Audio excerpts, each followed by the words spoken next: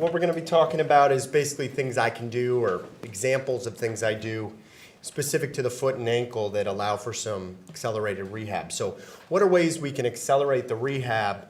One of them that everybody likes is less tissue trauma. So minimally invasive surgery is a big buzzword. Sometimes it means a quicker recovery, but it doesn't always. It might just mean a smaller scar. But in many cases, if you can do less trauma to the tissue, that'll mean less stiffness, less pain, earlier mobilization, earlier function, quicker healing.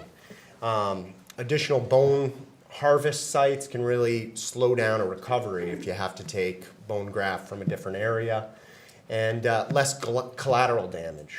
Surgeries that are quicker doesn't necessarily speed up the recovery, but if there's less blood loss, patient can recover a little quicker. They get up, they feel better the next day, they move better.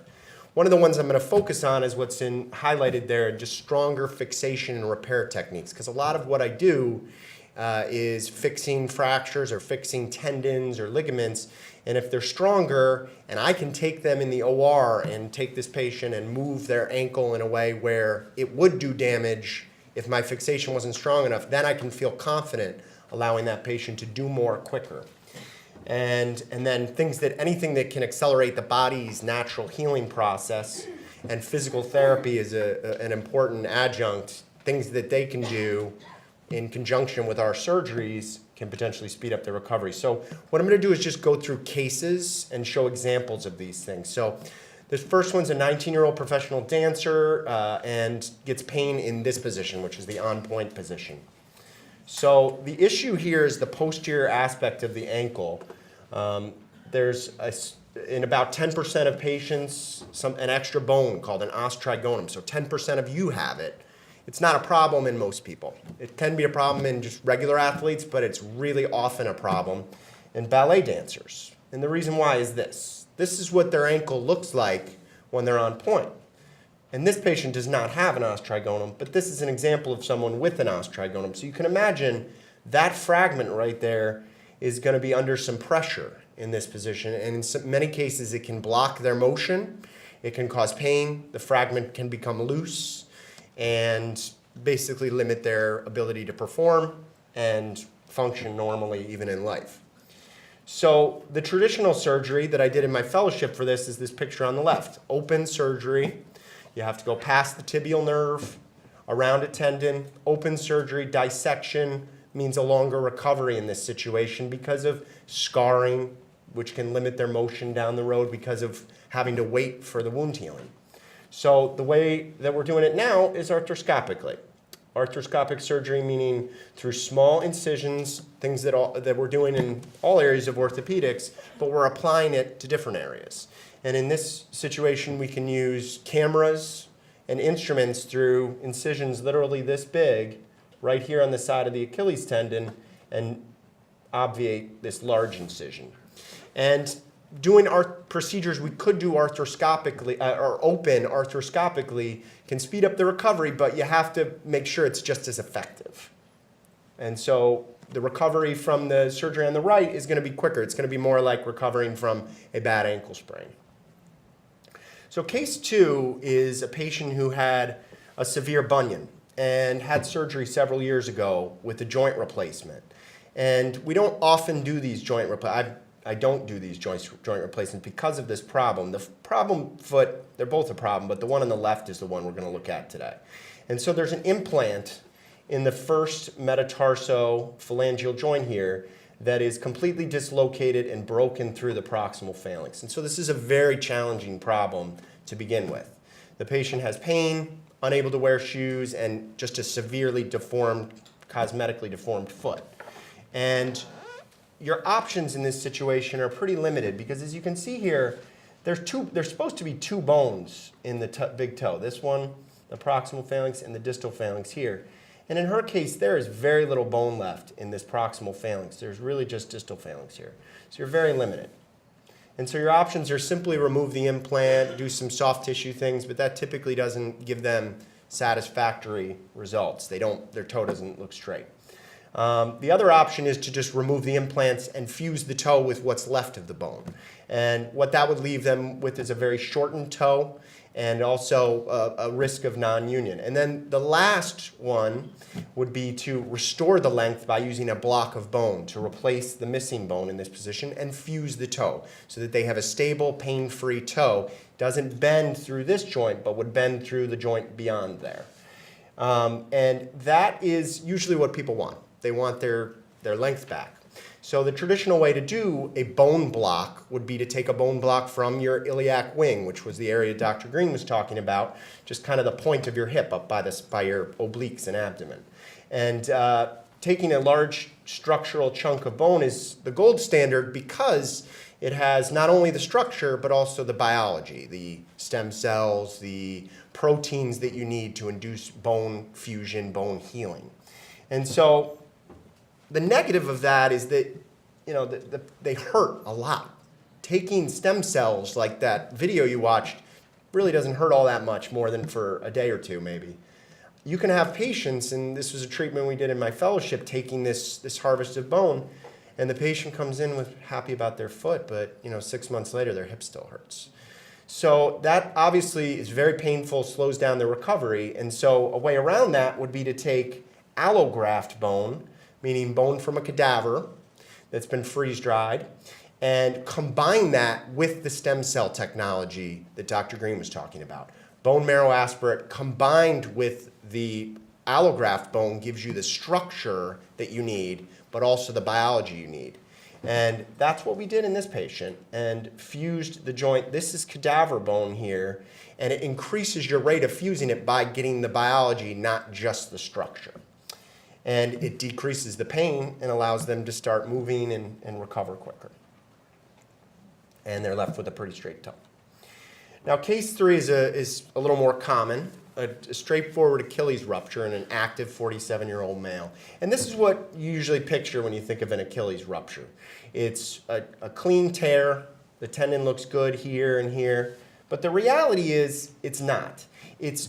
There's a zone of injury, both proximal to where the rupture is and distal to where the rupture is, where the tendon, if any of you have seen Achilles tendon surgery, is not good quality. It's very loose, it's frayed, it's stretched out.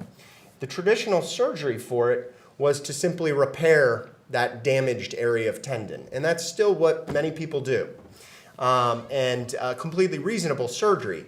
The negative of it is that you're relying on that poor quality tendon tissue in the early postoperative period when you start to let the patient move their ankle or push off or walk.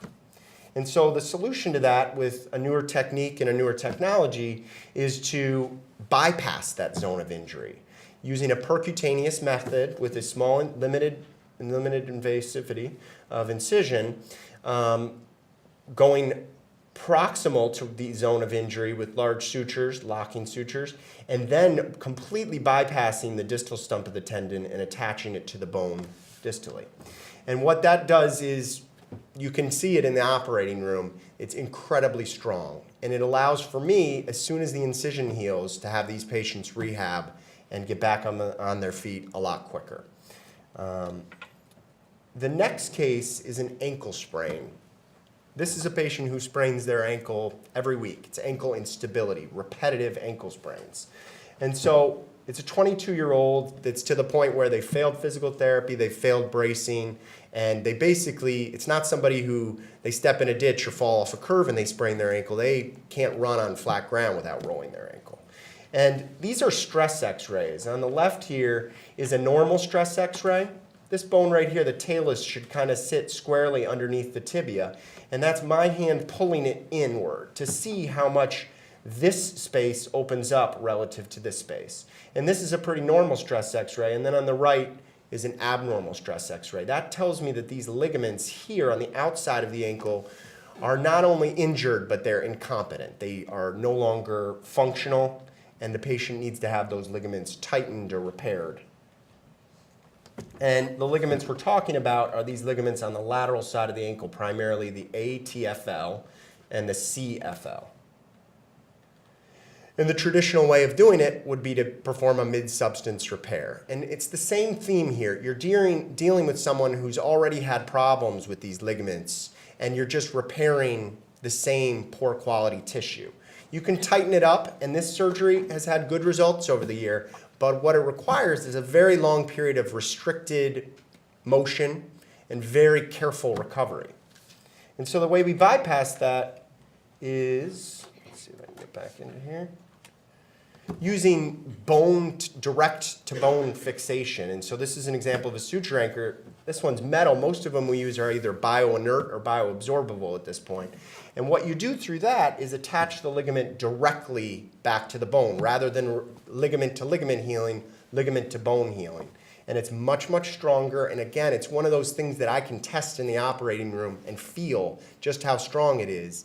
And we're talking about, instead of 6 to 8 weeks of casting, 2 weeks of casting, and then really letting the physical therapists quickly get their motion back and quickly get them back to the activities they love.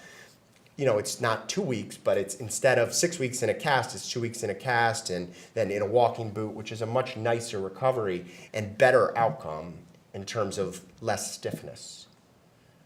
Case 6 is a 60-year-old female who had an acetabular fracture, which is a very bad type of fracture around the hip joint.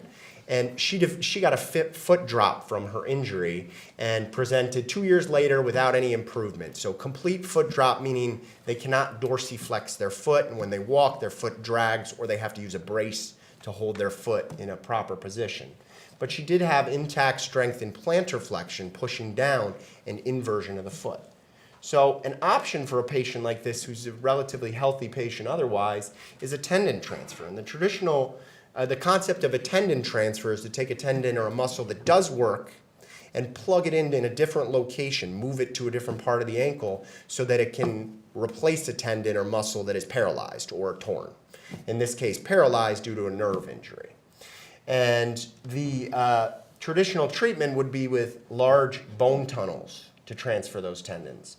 And it works fine, but you're creating more morbidity by having to do larger tunnels, and you're also having to hold this patient in immobilization for longer periods of time. And so the advancement, and this is how this surgery is done, you harvest the posterior tibial tendon, you bring it up above the leg, you reroute it through the front or anterior aspect of the ankle, and then reattach it to the top of the foot to take the place of the anterior tibial tendon, which is, that muscle is is effectively useless at this point. And you take a new muscle that works and you plug it in a new place. And what we use in this situation is something called a biotenodesis screw, which is similar to a suture anchor. It's a way to attach the tendon to the bone directly and do it with the appropriate tension and less morbidity, stronger fixation, which means quicker recovery and better outcomes. And then my last case is a fracture trauma case. This is a 76-year-old female, pretty healthy, pretty active woman, but with some osteoporosis, who was struck by a vehicle while walking. And she has this fracture, a distal tibia and fibula fracture that traditionally could be treated with a cast, which would require a very long time of being off her feet, which is very, very difficult at my age, let alone at 76, to be on crutches for that long. And your options in this situation were, other than casting, would be traditional or non-locking plates. And what locking plates are is an important advancement that really helps our ability to allow patients to recover and move quicker. So this is a traditional non-locking plate. A plate is a flat piece of metal that has holes in it for screws that you can push the plate up against the bone. This is the bone here, here's the plate. The screw pushes the bone down. That is a fairly strong construct, but in someone with osteoporosis, you're relying on that screw to do a lot. And that screw can loosen, and if the screw loosens and weakens, it backs out, and you can have lots of trouble.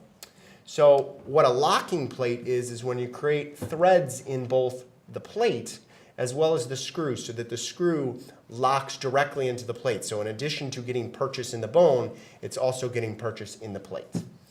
And then there's, through locking plates,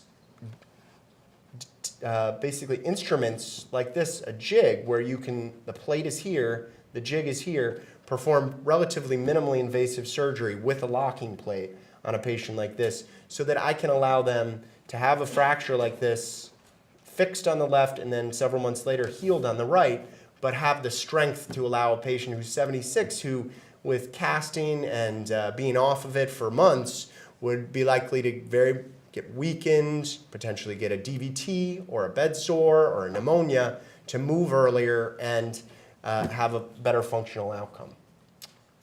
So thank you very much. Appreciate it.